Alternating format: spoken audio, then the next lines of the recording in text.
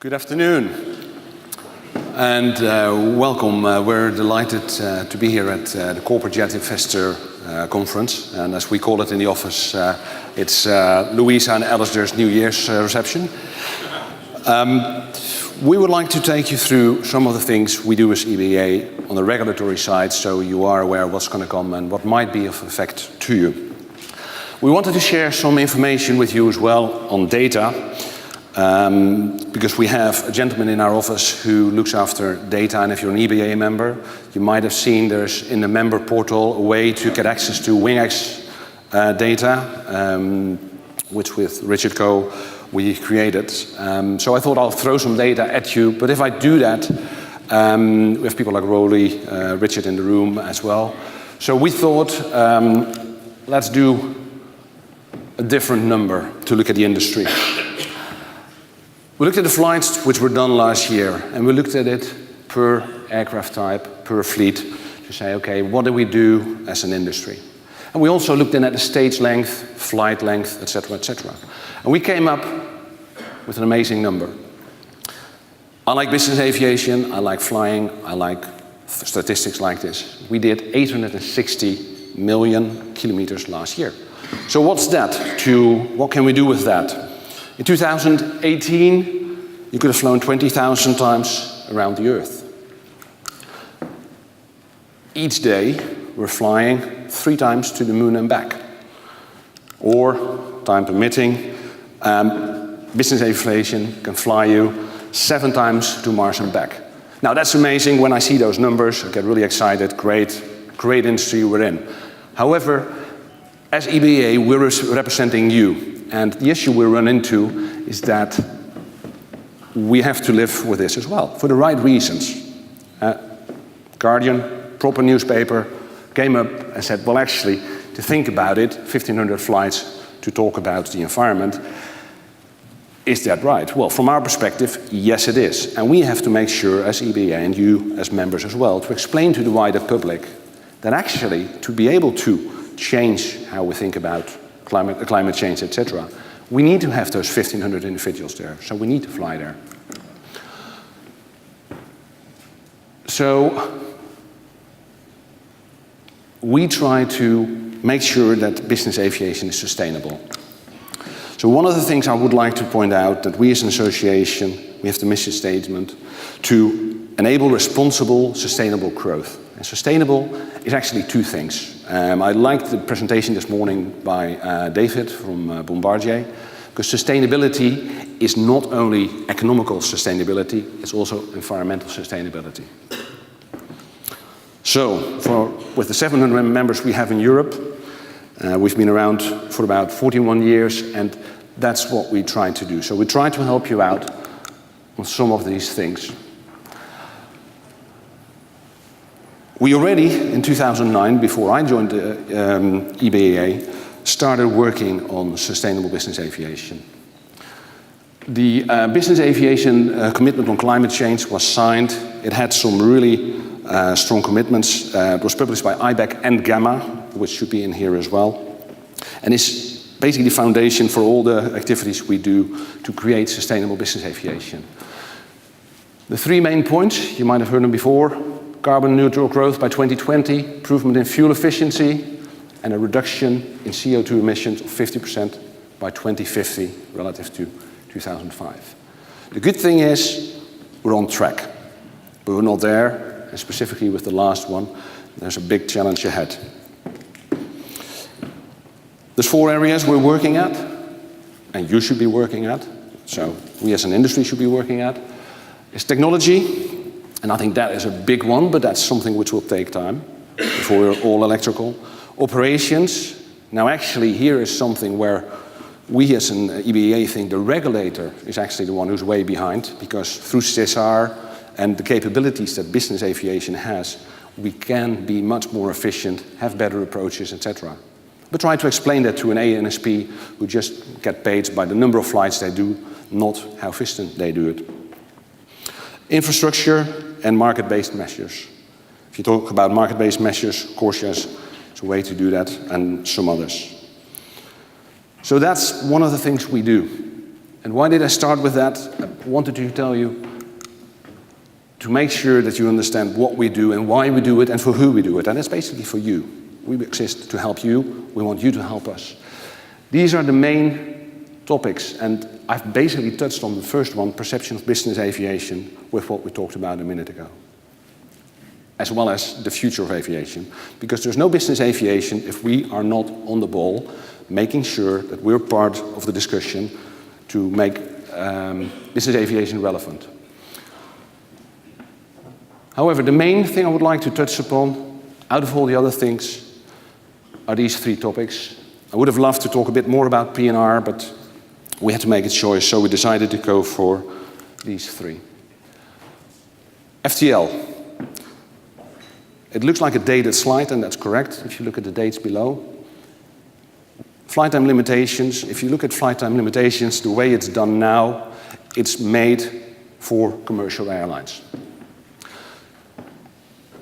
They have a union. The unions make sure that the pilots are well looked after, the operator is looked after, they go into a discussion. We end up with flight time limitations, which are made for somebody who flies to New York and back the next day, but not for somebody who wants to fly to Tokyo, from Tokyo on to Indonesia, from Indonesia to Dubai and back.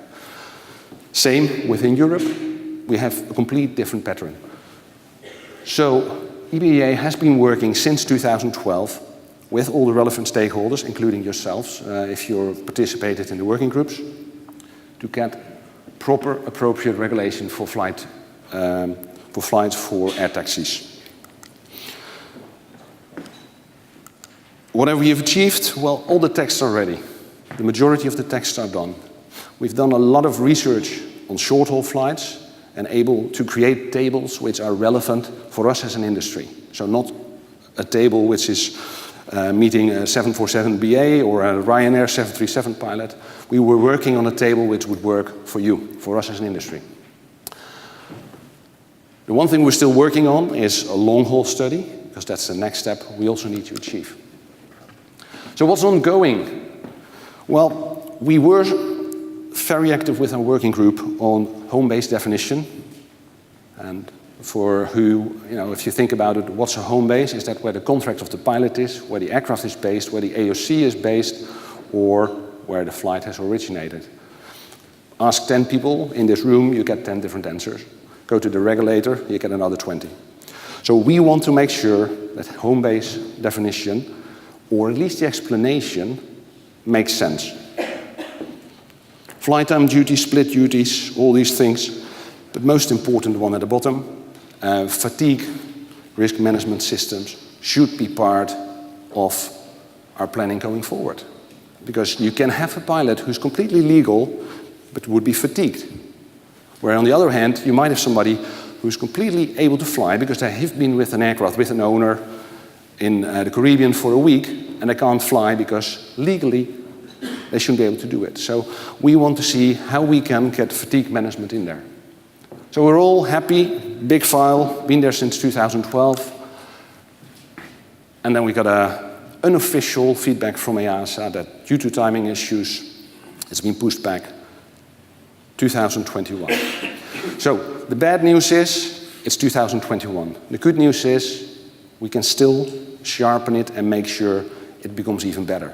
And that's why I'm looking into the room. If you're an operator, you need to be part of this. You can help us. You can help us define it.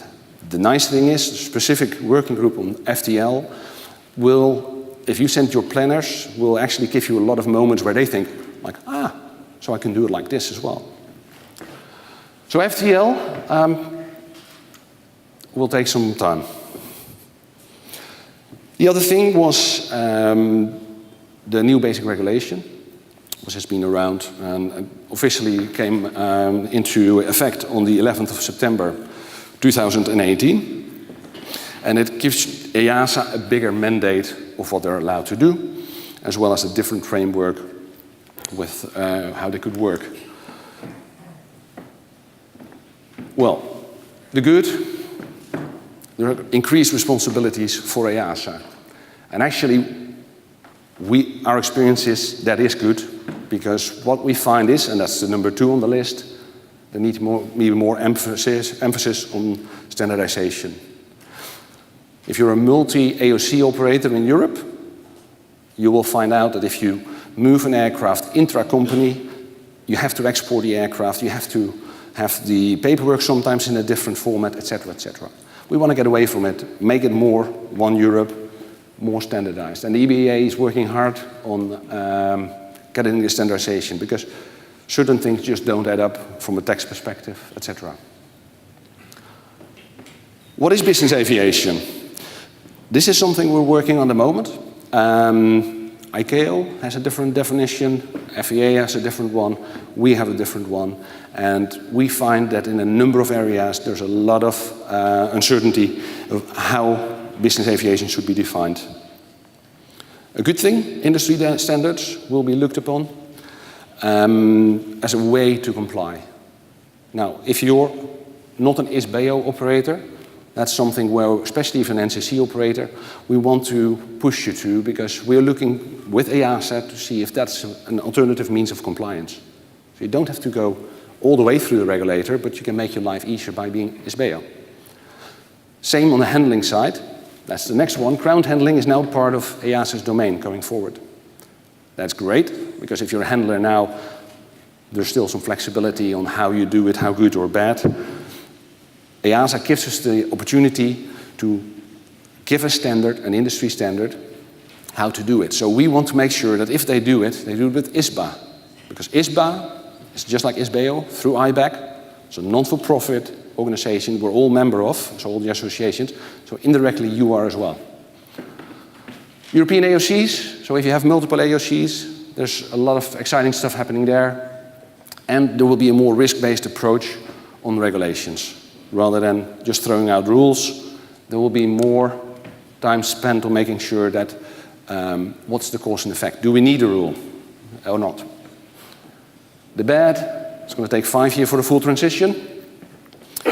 There are less resources available through the whole Brexit saga. So if people leave, so it's like UK resources going back to the UK, less funding, etc. The other thing, which is we like and we don't like, there's a lot of new unproven industries, like with drones, etc., getting a lot of attention, a lot of flexibility. You can do anything, which is great. Just realize, in Europe, we are 378,000 employees, direct and indirect, 87 billion industry. And we have an unproven industry, of which we hope it will work, and similar to Uber, whether it be financially feasible. And they get a lot of flexibility and resources from EASA, whereby we say, hey, let's make sure, don't forget what we do. And last, all the rules need to be revised. Last but not least, if you've been at CGI before, we had the gentleman, Brian Humphreys, showing the same slide. What we've been working on for a long time is to prevent, if you think about it, why do people want to fly private? Well, you get easier FTLs, we're working on it. But one of the other things is you can get into airports you otherwise cannot get into. Now, what we've done, we've commissioned a study, and we used data to convince EASA to say, well, actually, if you have a properly trained pilot, making a proper assessment before the flight about the situation, etc., actually, you can land at shorter runways with the same risk profile. Nothing will change. Some people say, no, that's not true. Well, the counter-argument was, well, if the length of the runway is safety, why don't you make it 200, make it the other way around? We proved it with data, and we're getting pretty close to make more runways available. And that's what it's all about. EASA, and more important, the EU, they like all these catchwords, etc., etc. Connectivity is one of them. Now, guess what? Look around this room. This is connectivity. If the scheduled airlines cannot catch you there, we can. And that is, with these rules, can even be better. So that's what we try to do.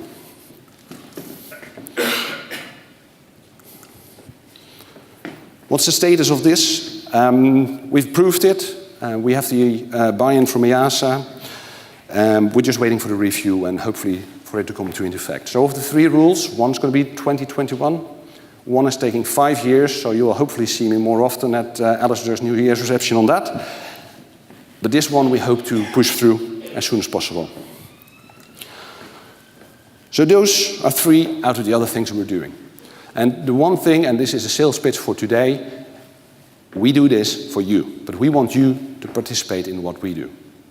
We use a lot of technical experts, but the technical experts are not necessarily in our office. They're visiting our office. We have people here from CAT Aviation, who's in the safety committee, a number of the financiers, lawyers in aviation. When Bernard was talking about sharing data, we have the connected world of aviation, in which a number of software suppliers come together. You can make a difference by making sure you have your staff helping us making business aviation in Europe much better. So in short, we need you. And with that... Great, thank you.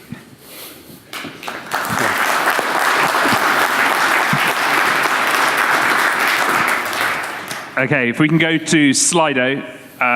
Anyone would like to ask a question with the microphone? They've dried up, the microphone questions. Have you got one? Hey, thank you, Robert. Good presentation. EASA is a relatively young agency, about 20 years old or something like that. Do you think that they are starting to understand more that business aviation is not one size fits all? And do you see that continuing, or any road bumps there? I think, thanks for the question, Leo. I think the most important thing is it starts with the top down. And if you look at Patrick Key, he knows what we do. At eBase, he will be one of the speakers in the opening session. We do a safety conference with EASA, and we do it in Cologne. And the rationale is simple. The upper management of EASA understand what we do. But the technical officers, the people who write the rules, they sometimes have no idea what business aviation is about, because they fly in on Eurowings, Ryanair, whatever, and you have to explain what we do and in what kind of circumstances. So we spend a lot of time on engaging the people at the lower level in EASA to make sure they also appreciate it. So the answer is, I think the top, yes, below, continuous work in progress. Okay, more questions? Okay, you're going to be pleased with one of them. Someone listened to your plea. How do I join an AMAC committee at the EVAA? Of course, Robert's now going to lock the doors until he's identified that person. No, go to our website, give us a call, drop me an email, talk to me afterwards. The beauty is, you know, it sounds like a sales pitch, but give you an idea. The insurance working group has got 80%, if you look in volume, of all the insurance brokers in business aviation seated together. And we can make a change. You know, what makes it better for the industry? And that's the whole idea. You go to those meetings, you bring something of your knowledge, but you learn a lot from your peers. And there's no other platform, because if you go to a normal insurance platform, you will see, you know, somebody talking about commercial aircraft. This is something about the industry you're in. Okay, can you give a couple of quick examples of regulations for commercial pilot ops that you think are inappropriate for private jet pilots and need to change? Well, actually, funny enough, it's the example I gave earlier, which is also biting some of the airlines. If you talk about FTL, one of the main things is, if you fly from, let's say, from London to Singapore to the Far East, the FTL is not made for that. So you have to stop like 3 or 4 days in between before you get back, depending on how it's looked at. So what we want is a much more flexible way of making sure that people are not fatigued, they're well rested, but they can continue on a tour. So the whole home base principle is completely lost on a company like NetJets, VistaJet, Air Hamburg, who all have floating fleets. So why do you need a home base? Because if you fly through the home base, technically some of them you have to give a day off. So if you start, you do a New York and back, and you would be on a 7-day tour, you come back and you go straight off. Neither party wants that. Okay, we've got a couple of technical questions about fuel burn and flight time, but the most popular question, and one of the things we've discovered in Britain, is that the popular vote has to be listened to. Any thoughts on moving EBASE? We're glad that it's one of the topics we've been asked about quite a bit. And for those who don't know it, we got a letter from a gentleman who said that actually EBASE is fairly expensive. Now, I'm Dutch, so I agree with them. Everything is expensive. But it's about value. And it is, just to give you an idea how the system works, we contract a location for 5 years. Within that 5 years, you're more or less stuck with the scope. After that 5 years, we look around and we look at other locations. Now, we want a location where you have an airfield and an exhibition center. Well, there's not many of those. The second thing is, if you then look at local transportation, etc., if you do it in Paris, it's great, but then generally the parties are all downtown. You can do one party in a night. And I, for some reason, end up each night in the Leopard Lounge or in the King's Head or at your party around the corner. You can do it in one night. And I think that helps. But the real cost, because the location is almost fixed. The travel cost for Geneva is fairly okay. Your stand cost is fixed. There's one big variable, and that's hotels. And we fully agree that hotel cost is fundamental. We've been able to cap it for the next 2 years, but we are negotiating hard with Geneva, also with other locations, that if we're going to stay there for another longer period of time, so again, 5 years, hotel rates are kept and pre-agreed beforehand. And that way we think we can have and a show which value for money, and at an airfield, and hopefully a better rate. Okay, brilliant. Any more questions? If not, thank you very much. Thank you. Right.